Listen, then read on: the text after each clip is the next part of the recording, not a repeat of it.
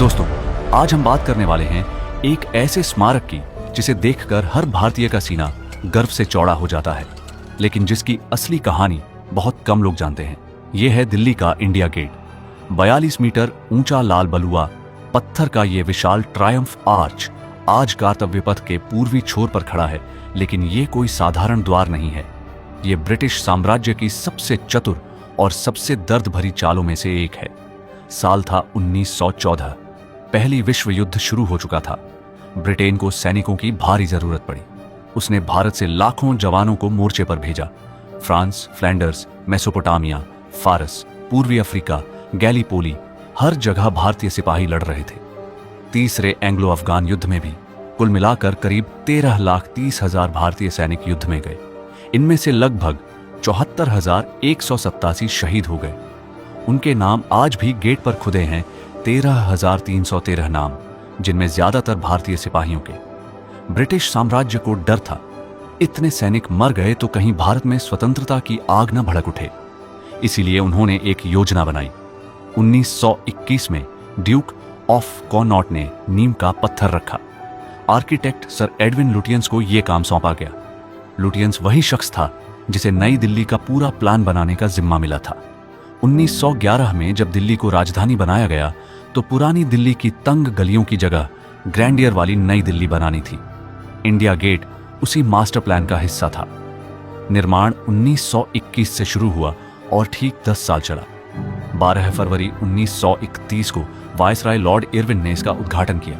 मुख्य सामग्री थी भरतपुर का लाल बलुआ पत्थर और ग्रेनाइट। डिजाइन पूरी तरह रोमन ट्रायम्फल आर्क स्टाइल में था।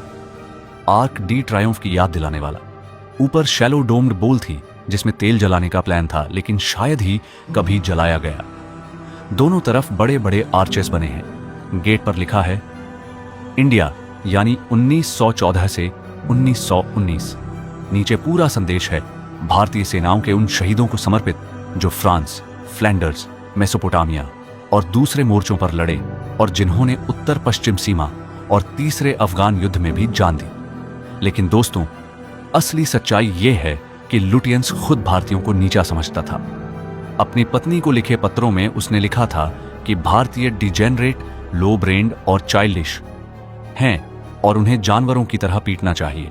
फिर भी वही शख्स भारतीय शहीदों का स्मारक डिजाइन कर रहा था, क्योंकि साम्राज्य को लॉयल्टी दिखानी थी।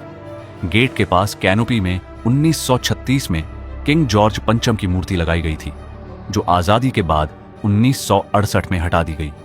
अब वहां 2022 में नेताजी सुभाष चंद्र बोस की मूर्ति है। 1971 की बांग्लादेश मुक्ति युद्ध के बाद 1972 में अमर जवान ज्योति जलाई गई।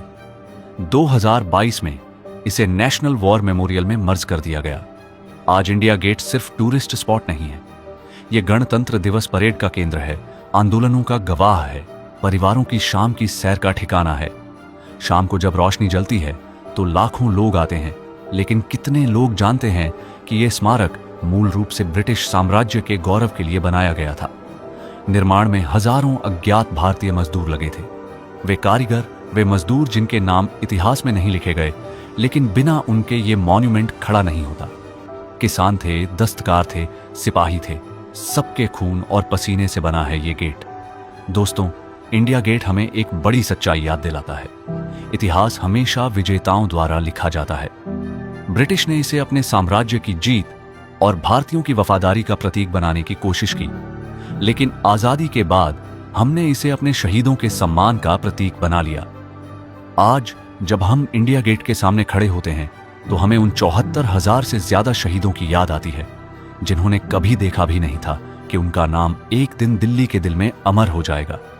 यह गेट अब सिर्फ पत्थर का ढांचा नहीं है, यह बलिदान की कहानी है, साम्राज्य की चाल है और सबसे ऊपर भारतीयों की क्षमता है कि वो किसी भी चीज को अपने गौरव में बदल सकते हैं।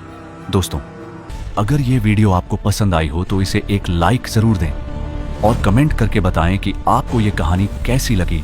साथ ही फॉलो करना बिल्कुल न भूलें